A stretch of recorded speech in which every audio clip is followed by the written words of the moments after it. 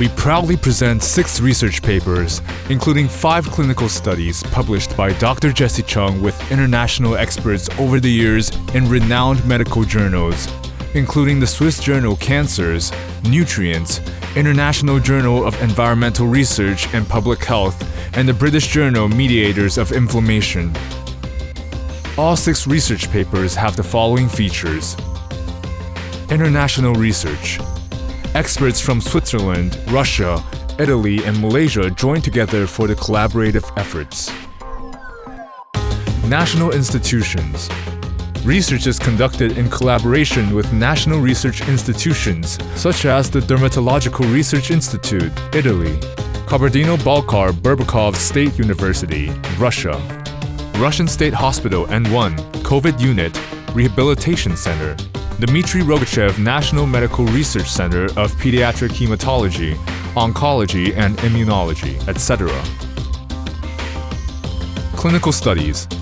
The most advanced and challenging type of research in all medical reports involves the recruitment of patients from hospitals, with each step requiring collaborative efforts between hospitals and universities.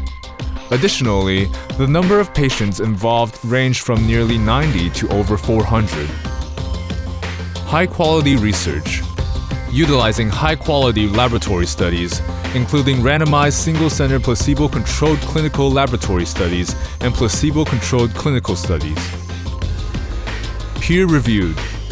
Medical reports have undergone scrutiny by dozens of experts in the same field before being published.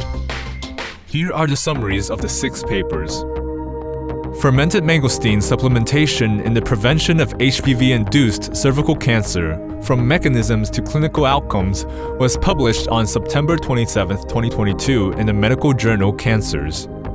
Human papillomavirus is connected with virtually all cases of cervical cancer. In an observational clinical study, we identified oxidative markers in the cervical and circulating ligands of TNF-alpha-induced apoptosis involved in HPV-associated cervical carcinogenesis. In the following clinical trial, 250 females infected with high cancer risk HPV 16 and 18, healthy and precancerous, were recruited into a placebo-controlled clinical study of supplementation with fermented mangosteen for 3 months. Our findings indicate that fermented mangosteen, and not a placebo, in combination with routine antiviral therapy, could prevent, slow down, or even interrupt HPV-associated cervical carcinogenesis, mainly through the suppression of leukocyte recruitment into infected tissue, through anti-inflammatory effects, and through the restoration of nitric oxide metabolite-initiated trail-dependent apoptosis. Fermented carica papaya and Morinda citrifolia as prospective food supplements for the treatment of post-COVID symptoms. Randomized placebo-controlled clinical laboratory study was published on May 25, 2022 in the medical journal Nutrients. A randomized single-center placebo-controlled clinical laboratory study was designed and performed.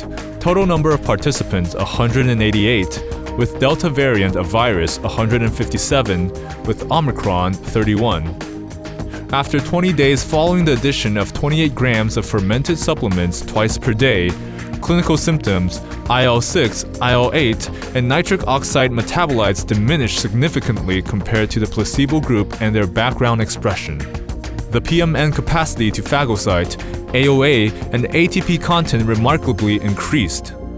On these grounds, we suggest that fermented tropical fruits could efficiently diminish post-COVID clinical symptoms through several immune-modulating, redox balancing, and pro-energy mechanisms. Post-COVID periodontitis. Clinical efficacy of fermented carica papaya L and possible mechanisms was published on July 18, 2022 in the International Journal of Dentistry and Oral Health. The incidence and severity of periodontitis after COVID SARS-2 infection are greatly increased.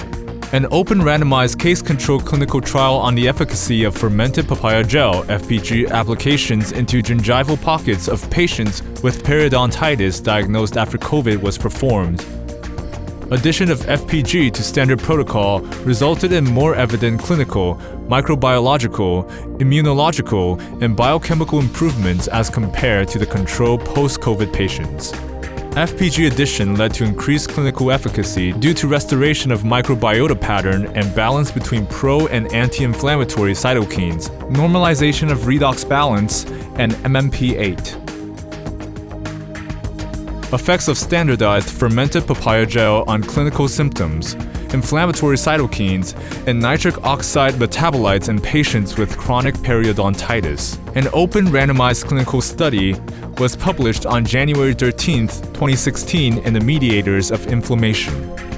The clinical efficacy of topical administration of standardized fermented papaya gel, SFPG, known to have antioxidant and anti-inflammatory properties, versus conventional therapy was evaluated in a group of 84 patients with moderate to severe periodontitis. Although not acting directly as antibiotic, SFPG acted in synergy with human granulocytes, blocking adaptive catalase induction in Staphylococcus aureus in response to granulocyte-derived oxidative stress, thus enhancing intracellular bacterial killing.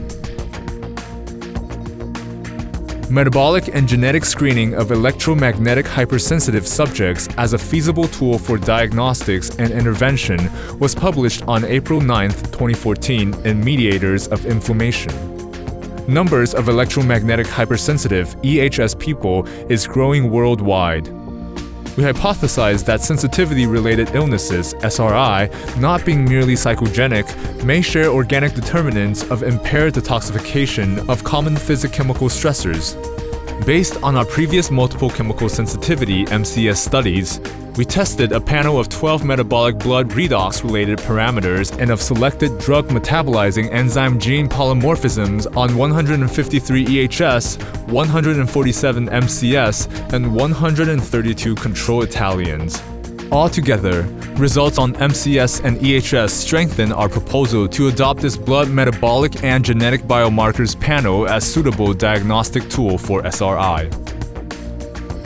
The search for reliable biomarkers of disease in multiple chemical sensitivity and other environmental intolerances was published on July 1, 2011 in the International Journal of Environmental Research and Public Health. Due to the lack of proven pathogenic mechanisms generating measurable disease biomarkers, environmental hypersensitivities are generally ignored by sanitary and social systems as psychogenic or medically unexplained symptoms. Here we revise available information supporting the organic nature of these clinical conditions to identify reliable biomarkers of disease onset, progression, and treatment outcomes. Dr. Jessie Chung is currently continuing her research, hoping to strengthen the public's confidence in natural medicine and encouraging them to choose natural methods to help regain their health.